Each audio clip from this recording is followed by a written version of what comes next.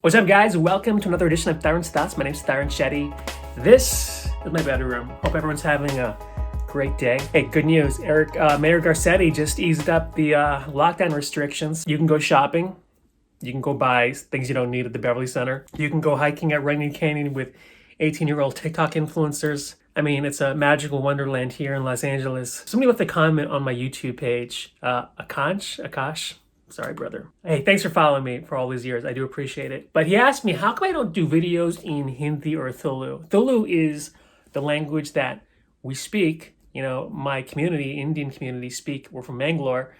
And truthfully, I don't speak it. Like, I can understand it. My parents speak it at home. I'm a little rusty. Like, I have to go home for like long durations to get back in the flow of it. Or like when I'd go to India, I'd go for India when I was a kid for many months. And then by like the first, second month, I'd be back into the flow of it. But I mean, I'm in Los Angeles. There's really nobody here that speaks Thulu. So it's like, for me to like speak it, it would sound just completely retarded. So I don't even attempt to speak it. And in fact, I have a family friend, cousin, his name's Rahul Rai. He's like blown up on TikTok. And he just did a video completely in Thulu because his dad was like super strict and they spoke at home. But go watch that if you if you really want to see someone speak Thulu. I think being a first generation Indian kid was huge opportunity. I mean, there were some restrictions in entertainment, namely like when I was coming up, there weren't a lot of Indian people, so in comedy or in entertainment, so all the movie roles were like 7-Eleven clerk, cab driver. It was just really annoying. It wasn't as mainstream as it is right now. But just being a first generation Indian kid, I mean, look, my parents took the bullet. They came out here and they strived and they worked their ass off to be who they are.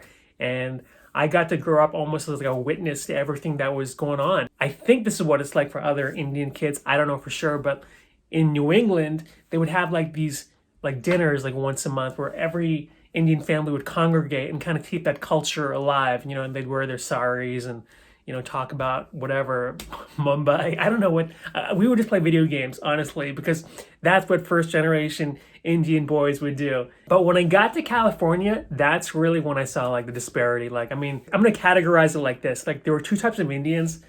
And let's be real. I mean, there was this group when I came out here of like Indians who thought they were black. Like seriously, like they just like totally pushed away their culture. But these guys were like super ghetto. Like they just walk around like they wouldn't even talk normally. And they were educated, you know, went to like UCLA and stuff. But you know, I'd be driving around with like their lowriders or, you know, they pimped out cars. I'm like, who are you? Like, what identity crisis did you just go through? The other type of first generation Indian was like the kid who was like so wrapped up in their Indian culture. Like they spoke Hindi at home, they watched Bollywood movies.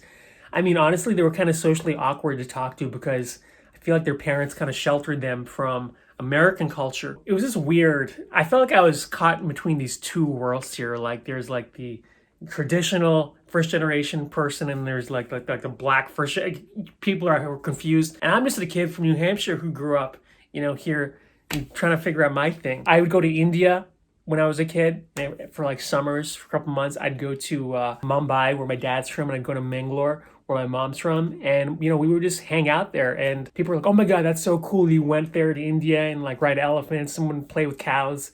No, we would just go there and like read Archie comic books for like 8 hours straight, try to watch American TV shows if they were on. I mean, now India is totally different. It's a different experience. It's a different place. I haven't been there in years. But, you know, being a first generation Indian, it was just like being in some alternate universe. Like, oh my God, there are people who look like me here. When you grow up as a first generation Indian, you grow up with a sense of just, I guess, ignorance where you don't know anything and you just everything you kind of just accept. Like, all right, I'm the different kid in my all-white high school. You know, I went to an all-white pretty much boarding school. It's like you just accept things for what they are and you don't question it. Sometimes I wish I was more intertwined with the Indian culture merely from a selfish standpoint. Like I met with a theatrical agent here in Hollywood and I was like, oh, what acting classes do you want me to take? She's like, acting classes? Like, screw that. She's like, take a Hindi class. I'd rather have you learn Hindi so I can pitch you to Hindi Bollywood shit, you know, like she didn't even care about anything else aside. And I was like, damn. Or I see these comedians, you know, from India and they are blowing up. Like I think Kenny Sebastian just has he's some Indian comedian and he has a new special come Netflix because he can transcend,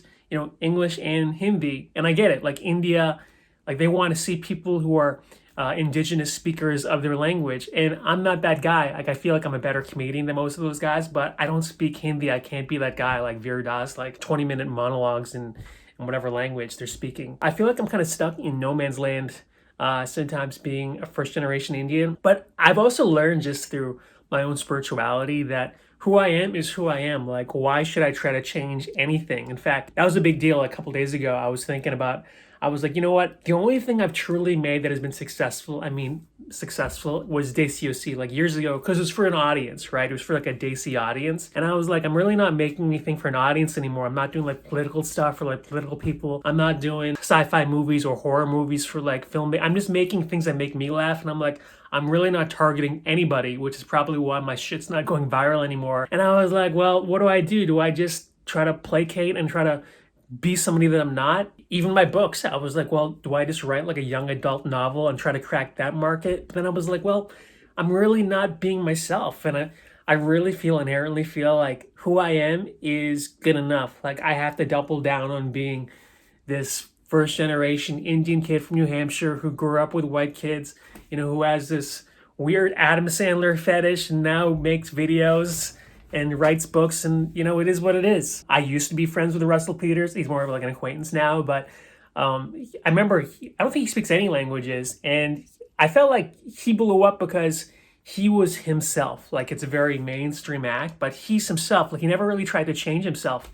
And I feel like every great person, like I see like Joe Rogan, I don't know how I've connected first generation Indian culture to Joe Rogan, but here we go. I feel like even with Joe Rogan, I see people trying to do podcasts like Joe Rogan. I'm like, there's already a Joe Rogan, like, be the best version of yourself, whatever that is. So when I see Indians speaking Hindi or Thulu or whatever they're doing, I think, Tarun, don't try to be like them. Be who you are. Try to embrace that, and hopefully that will be celebrated at some point and I can make money off of it. I just want to be the best version of myself, and sorry if that's not the right answer you're looking for. I was actually going to take Hindi classes though, because I was like, I would like to book some more acting stuff. But I had a friend and he went to India to be a Bollywood star, and he speaks Hindi fluently, and he was like, the way they speak Hindi over there versus how we speak over here is different. It's going to take a while to even adjust to that. So it's not some seamless transition. I feel like actually growing up there is a big deal. In fact, when I was a host on a show years ago, it was interested in me being like a VJ for like one of those Indian networks, and I couldn't do it. I didn't speak Hindi, and I didn't want to live in India anyways. I was like, why do I have to live in India, like thousands of miles away from my parents,